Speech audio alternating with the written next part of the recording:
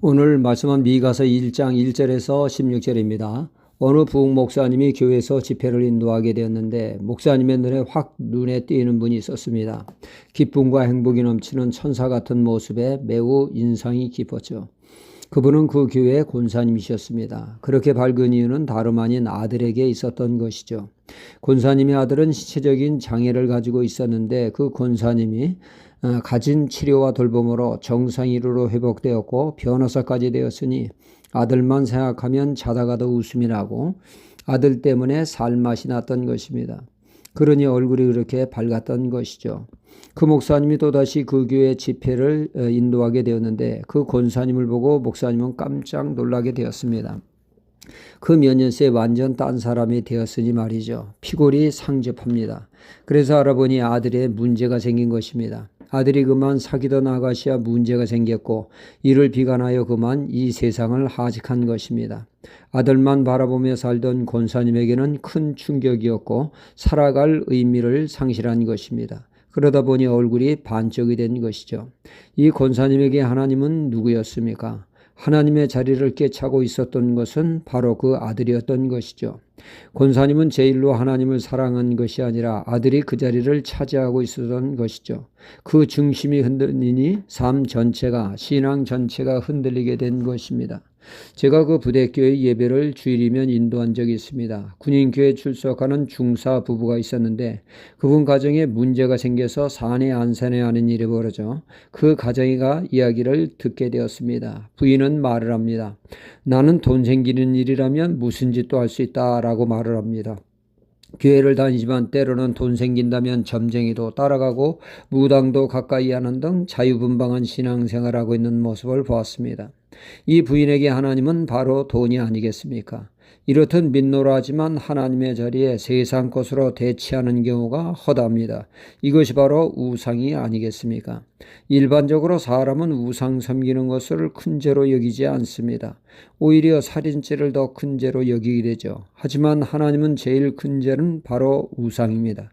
이렇듯 하나님과 우리와의 차이는 현격한 차이가 있습니다. 그럴 수도 있다고 대수롭게 여길 일이 아니라는 얘기죠. 하나님은 하나님의 말씀대로 사는 것을 으뜸으로 치지만 사람들은 정성스레 제사 드리는 것을 또 으뜸으로 치는 그런 경우도 있습니다. 이렇듯 하나님과 사람의 차이는 다양하게 나타나고 있습니다. 이사야 1장 11절에서 17절에서 이런 차이를 확실히 알 수가 있습니다.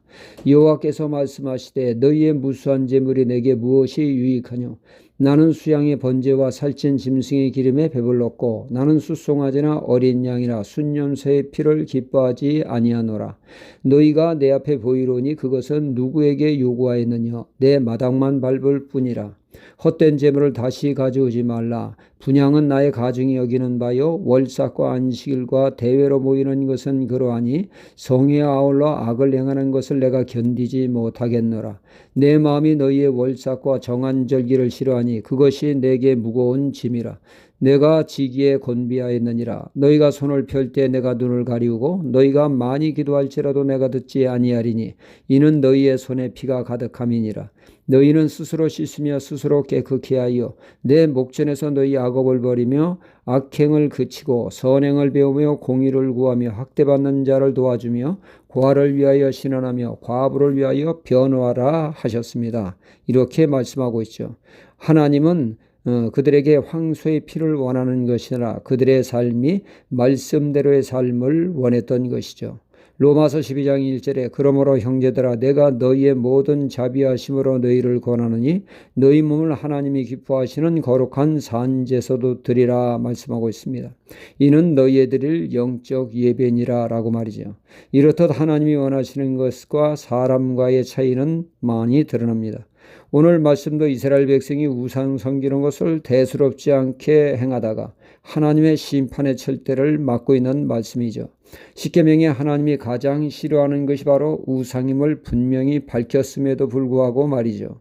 우리의 신앙생활은 철저히 말씀에 뿌리를 두어 말씀이 하라는 것에 하고 또 멈추라는 것에 멈추는 신앙이 될 때, 즉 말씀에 뿌리를 신앙을 내릴 때 비로소 하나님이 기뻐하시는 온전한 신앙이 되어지며 하나님을 하나님으로 모시는 진정한 신앙이 됨을 믿습니다. 철저히 말씀에 뿌리드는 신앙으로 하나님께 영광 돌리는 신앙이 되어야겠습니다. 할렐루야.